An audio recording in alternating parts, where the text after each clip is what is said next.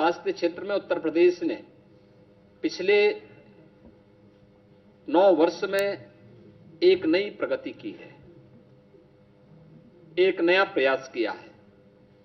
और इस प्रयास के अंतर्गत आप इस बात को देख सकते हैं कि जिस राज्य में पहले मात्र 36 मेडिकल कॉलेजेस थे, जिसमें से 17 से कम केवल गवर्नमेंट मेडिकल कॉलेजेस थे, आज उस राज्य में 81 मेडिकल कॉलेज, 2 एम्स और कई हमारे पास सुपर स्पेशलिटी के हॉस्पिटल्स वर्तमान में कार्यरत हैं।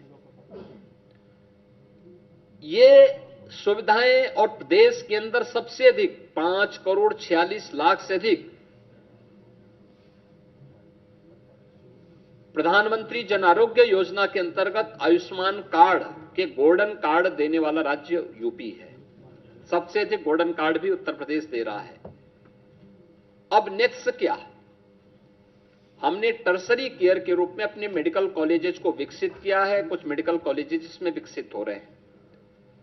हर जिले के अंदर डायलिसिस की सुविधा निःशुल्क में उपलब्ध करवाने की कार्रवाई के साथ ही वहां पे रेडियोलॉजी की व्यवस्था, खासतौर पर एमआरआई, सीटी, कलर डॉपलर, डिजिटल एक्सरे, इन सब की व्यवस्था का प्रावधान जनपद स्तर पर करने की तैयारी के साथ ही नेक्स्ट स्तर पर इस बजट में देश का यह पहला सेंटर होगा जिसको हम एससीपीजीआई में करने जा रहे हैं। टर्सरी के बाद क्वार्टरली हेल्थ केयर सेंटर की स्थापना का एक बड़ा कार्य है, जिसके लिए हम लोगों ने पहले चरण में 250 करोड़ रुपए का प्रावधान इस बजट में किया है। और यह एक बड़ी घोषणा है यूपी की दृष्टि से, खासतौर पर जिसमें ऑर्गन ट्रांसप्लांट की दृष्टि से किसी भी प्रकार के उस अभियान को आगे बढ़ाने के लिए यह बहुत बड़ा सेंटर एससीपीजीआई इस कार्यक्रम को लेकर के आगे बढ़ाएगा।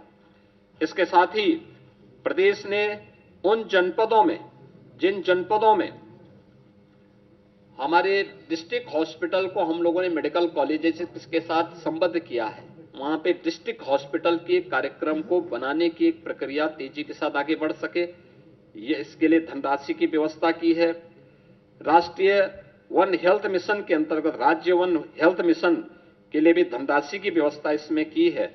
और जो हमारे मेडिकल कॉलेजेज हैं, उन मेडिकल कॉलेजेज में छात्रावास का निर्माण हो सके, इसके लिए भी हम लोगों ने अतिरिक्त धनराशि की व्यवस्था की है। इसके अलावा प्रदेश के अंदर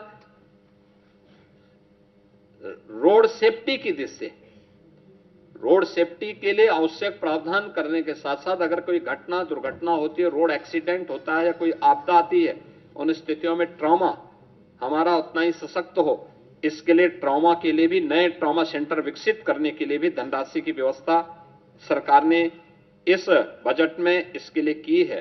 और प्रदेश के अंदर मेडिकल के सेक्टर में भी, हेल्थ सेक्टर में भी मिडटेक की स्थापना हो, इसमें एआई, रोबोटिक आदि की हम सहायता से प्रदेश के दूर दराज के क्षेत्रों में भी सुविधा उपलब्ध करवा सकते हैं, नए जनपदों में उपलब्ध करवा सके।